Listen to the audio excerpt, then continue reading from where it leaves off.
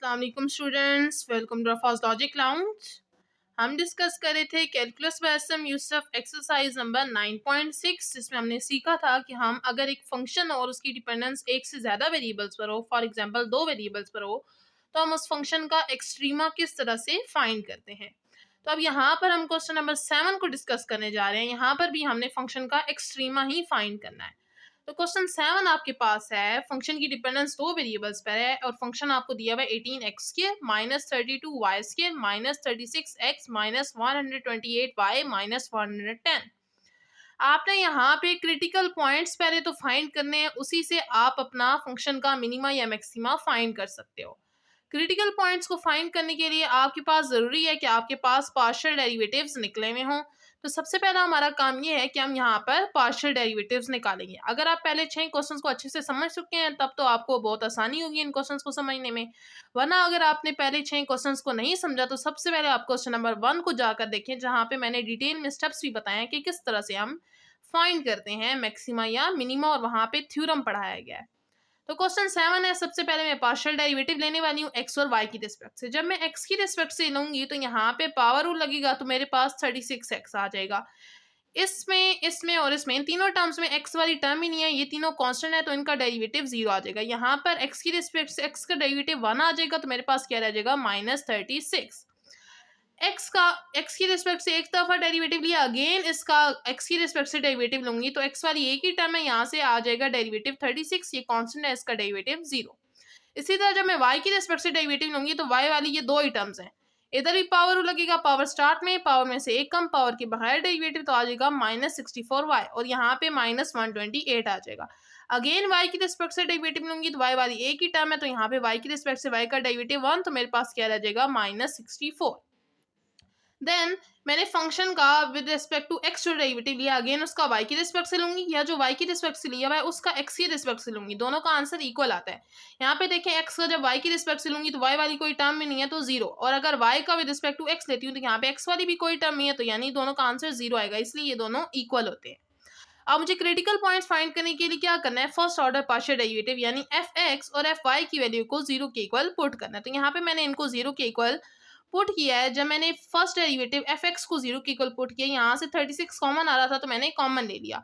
इसी तरह जो एफ वाई था उसको मैंने 0 के इक्वल पुट किया, तो यहाँ से -64 कॉमन आ रहा था तो कॉमन ले लिया, अंदर क्या रह गया y+2।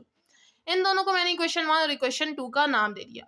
अब अगर इक्वेशन 1 में आप देखते हैं तो x की वैल्यू यहाँ से निकल रही है, x की वैल्यू 1 राइट साइड पे जाएगा तो पॉजिटिव हो जाएगा, यानी x की वैल्यू 1 निकल रही है। और इक्वेशन 2 को अगर देखें तो यहाँ से y की वैल्यू -2 आ रही है मेरे पास, तो यहाँ से मेरे पास ये क्रिटिकल पॉइंट्स आ जाएंगे। तो जो मैंने आपको बोला कि इक्वेशन 1 से मैं x की वैल्यू 1 निकाल रही हूँ और इक्वेशन 2 से y की वैल्यू -2 निकाल रही हूँ, मैंने यहाँ पे लिख लिया, तो मेरे पास क्रिटिकल पॉइंट क्या आ गया, 1 और -2। अब मैं इस क्रिटिकल पॉइंट पे चेक करूंगी कि फंक्शन का मैक्सिमा एग्जिस्ट करता है या मिनिमा एग्जिस्ट करता है, या दोनों एग्जिस्ट नहीं करते। तो पॉइंट मेरे पास 1 -2 है।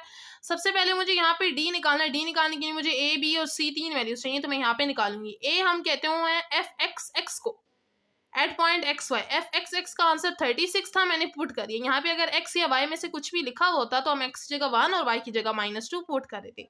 बी हमारे पास एफ एक्स वाई या एफ वाई एक्स जिसको कहते हैं वो है, और वो हमारे पास आंसर दे रहा था 0। और सी हमारे पास एफ वाई वाई है, उसका आंसर हमारे पास आ रहा था -64। अब हम क्या करेंगे, डी निकालेंगे, जिसमें हम मैट्रिक्स के अंदर यहाँ पे मॉड के अंदर ए बी बी सी लिखेंगे, यहाँ पे क्रॉस मल्टीप्लाई कराएंगे, ए सी बीस के दरमियाने माइनस का साइन आ जाएगा।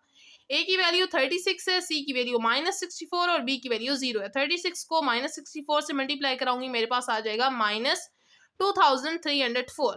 माइनस में आंसर आया, यानी डी की वैल्यू क्या है, लेस देन 0 है। जब डी की वैल्यू लेस देन 0 हो तो हम सिंपली कह देते हैं कि फंक्शन का मिनिमा भी एग्जिस्ट नहीं करता और मैक्सिमा भी एग्जिस्ट नहीं करता। तो जिस पॉइंट पे मैक्सिमा और मिनिमा दोनों एग्जिस्ट नहीं करते उसको हम क्या कहते हैं कि वो क्या है, सैडल पॉइंट है। नेक्स्ट आपके पास है क्वेश्चन नंबर 8। क्वेश्चन नंबर 8 में आपको दिया हुआ है function e power -x² + y² + 2x। यहाँ पर भी पहले आप x और y की रिस्पेक्ट से पार्शियल डेरिवेटिव्स को फाइंड करोगे। सबसे पहले x की रिस्पेक्ट से लेंगे। एक्सपोनेंट का डेरिवेटिव कैसे आता है, पहले वो एक्सपोनेंट एज इट इज और जो उसकी पावर होती है हम उसका डेरिवेटिव लेते हैं।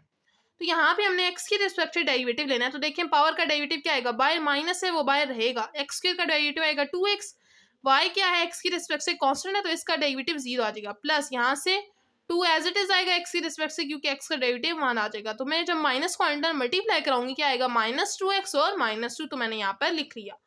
अगेन जब x की रिस्पेक्ट से जो डेरिवेटिव लिया उसका अगेन x की रिस्पेक्ट से डेरिवेटिव लूंगी तो क्या आएगा, यहाँ पे देखें दो फंक्शन है, एक ये मेरे पास फंक्शन है, एक ये फंक्शन है, यहाँ पर भी x इन्वॉल्व है, यहाँ पे भी इन्वॉल्व है, तो प्रोडक्ट रूल लगेगा। प्रोडक्ट रूल क्या कहता है, first function as it is, जो सेकेंड वाला होगा उसका आपने क्या ले लेना है, डेरिवेटिव, प्लस फिर सेकेंड वाला एज इट इज, और जो फर्स्ट वाला होगा उसका आपने क्या करना है, डेरिवेटिव ले लेना है।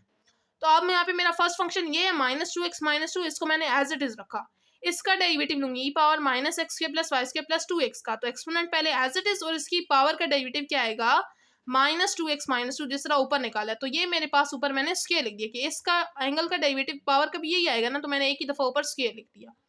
अब दरमियाने प्लस लगाना था, फॉर एग्जाम्पल आप सपोज करें अभी यहाँ प्लस ही है, ठीक है।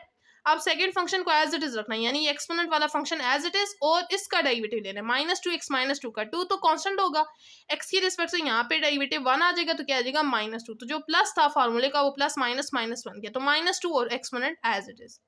इसी तरह मैं y की रिस्पेक्ट से डेरिवेटिव लूंगी, तो देखिए y की रिस्पेक्ट से पहले एक्सपोनेंट एज इट इज आएगा, इसकी पावर का डेरिवेटिव, पावर में एक ही y वाली टर्म है, तो y² का डेरिवेटिव क्या आएगा, 2y, और बाय माइनस भी है तो -2y। अब अगेन y का respect to y again derivative लेंगे, तो यहाँ पर देखें एक -2y एक फंक्शन है और ये एक्सपोनेंट एक फंक्शन है, दो फंक्शन है, तो यहाँ पर भी प्रोडक्ट टू लगेगा। पहले मैं फर्स्ट फंक्शन को एज इट इज रखूंगी, पहला फंक्शन क्या है -2y, फॉर एग्जाम्पल आप सपोज करें अभी ये एज इट इज है, एक्सपोनेंट का डेरिवेटिव लूंगी तो एक्सपोनेंट एज इट इज और इसकी पावर का डेरिवेटिव क्या आएगा, -2y, तो ये पहले से था और -2y एक और आ गया, तो माइनस माइनस प्लस 2 2 4 हो जाएगा और y मिलकर y² बन जाएंगे। अब मैं क्या करूंगी, इस एक्सपोनेंट वाले फंक्शन को एज इट इज रखूंगी और 2y का डेरिवेटिव लूंगी, y की रिस्पेक्ट से y का डेरिवेटिव 1, तो क्या रह जाएगा -2, तो मैंने यहाँ पर लिख दिया। देन मैं निकालूंगी f(x,y) है जिसको हम f(y,x) कहते हैं, क्योंकि दोनों आपस में इक्वल होते हैं। अब यहाँ पे मैं इसको y को x की रिस्पेक्ट से डिफरेंशिएट कर लेती हूँ, y की रिस्पेक्ट से x का डेरिवेटिव निकालना है, तो ये 2y तो कांस्टेंट है, ये एज इट इज आएगा, यहाँ पे x इन्वॉल्व है तो इसका derivative exponent as it is, उसकी पावर का डेरिवेटिव क्या आएगा, -2x-2। तो यहाँ पे हम सारे डेरिवेटिव्स निकाल चुके हैं। अब हम निकालेंगे अपना क्रिटिकल पॉइंट, उसके लिए हम क्या करते हैं, फर्स्ट ऑर्डर पार्शियल डेरिवेटिव को 0 के इक्वल पुट करते हैं, तो f(x) और f(y) को 0 के इक्वल पुट कर दिया। अब क्रिटिकल पॉइंट में आपको पता है x और y दो वैल्यूज होती हैं, तो यहाँ पे हम x e को तो 0 पुट नहीं करेंगे, हम क्या करेंगे, -2x-2 को 0 के इक्वल पुट करेंगे और -2y को भी 0 के इक्वल पुट करेंगे। एक्सपोनेंट को 0 के इक्वल पुट नहीं करेंगे क्योंकि हमें क्रिटिकल पॉइंट में x और y की वैल्यू चाहिए, एक्सपोनेंट की तो चाहिए ही नहीं। तो यहाँ पर देखें, यहाँ से मैं x की जब वैल्यू निकालूंगी तो क्या आ जाएगा, -1, और y की वैल्यू निकालूंगी -2 जाकर डिवाइड हो जाएगा, तो y की वैल्यू भी 0 आ जाएगी। तो मेरे पास क्रिटिकल पॉइंट क्या आया, -1 से 0। अब मैं इस क्रिटिकल पॉइंट पे चेक करूंगी कि फंक्शन का मिनिमम एग्जिस्ट करता है या मैक्सिमम। उसके लिए मुझे ए बी सी डी चाहिए। सबसे पहले ए मेरे पास क्या होता है, f(x,x) eight point xy। f(x,x) का आंसर आपके पास ये आया। अब इसमें अंदर यहाँ जहाँ x आपको नजर आ रहा है वहाँ आप -1 पुट करोगे और जहाँ y नजर आ रहा है वहाँ आप 0 पुट करोगे। तो मैंने सारी पूरे फंक्शन के अंदर x और y की जगह -1 और 0 पुट कर दिए।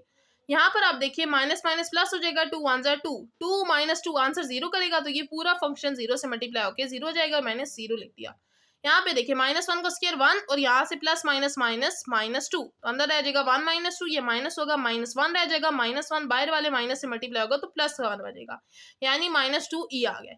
इसी तरह आप b निकालेंगे। b वाले में क्या करेंगे, जब y की जगह हम 0 पुट करेंगे तो पूरे फंक्शन को 0 कर देगा, इसलिए मैंने पुट ही नहीं किया, डायरेक्ट लिख दिया कि v की वैल्यू 0 आ जाएगी। नेक्स्ट आपके पास c है, c होता है f(y,y), मैंने वो लिखा है यहाँ पे। अब जहाँ y की जगह 0 पुट करेंगे ये वाला फंक्शन पूरा 0 हो जाएगा, -0 लिख दिया। माइनस यहाँ पे अगेन x जगह -1 और y की जगह 0 पुट करेंगे, मेरे पास अगेन जैसे a में आया है -2 वैसे ही आ जाएगा। नेक्स्ट अब आपने d निकालना है, वो क्या होता है a b b c, cross multiply कराएंगे, a की वैल्यू -2e, c की -2e, माइनस b की वैल्यू 0, माइनस माइनस प्लस हो जाएंगे, 2 2 4, e स्क्वायर, ठीक है, बेसिस सेम हो तो पावर ऐड। तो डी का आंसर क्या आ रहा है, ग्रेटर देन 0 आ रहा है, क्योंकि 4 क्या है, पॉजिटिव है।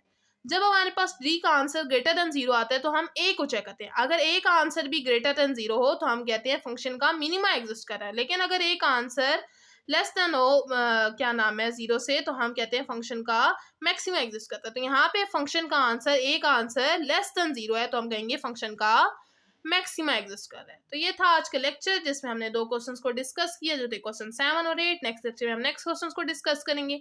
आपको कोई क्वेश्चन हो तो कमेंट बॉक्स में लाजमी पूछें, इंशाल्लाह आपको बहुत जल्द रिस्पॉन्स दिया जाएगा। लेक्चर लाइक लाजमी करें, चैनल भी सब्सक्राइब करें। मिलते हैं नेक्स्ट लेक्चर में, तब तक के लिए अल्लाह हाफिज़।